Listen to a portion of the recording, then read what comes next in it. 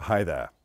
The next question I'd like to answer in this series of #AskMichael comes from @VirtuosoAssist, and they ask, how do you capture your audience in the first 10 seconds of a talk?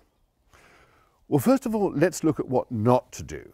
I think if you're doing a physical talk, the last thing really you should start with is your name. Hello everybody, my name is Michael T. Because they don't care at that stage.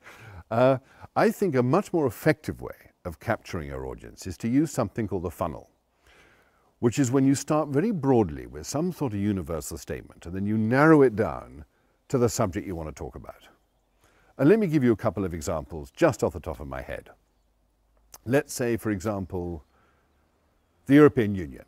It's fairly topical at the moment, and you could start a talk like that, something like this. Good morning, everybody.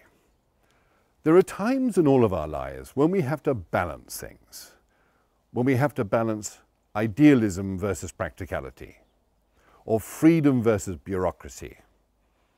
This happens on an individual basis, but it also happens on a national basis. And that's what's happening to this country at the moment.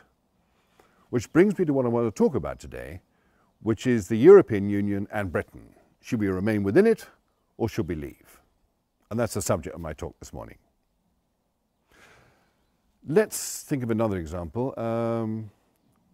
Organic gardening. Good morning, everybody. You wouldn't believe sometimes how bad the stuff we put down our throat occasionally is.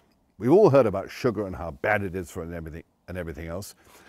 But also, you'd be amazed with how much pesticides and gunk is on the average vegetable or fruit that you buy in the supermarket. In fact, if I told you how much is on the average fruit or vegetable, you'd probably never buy them again.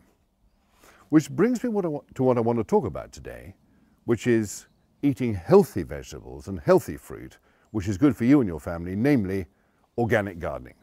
And that's my subject to you this morning.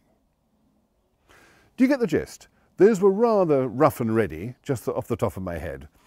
But they're useful examples, I think, of how to kick a talk off in the first 10 or 20 seconds. Hope you found that useful, and I'll see you on the next one.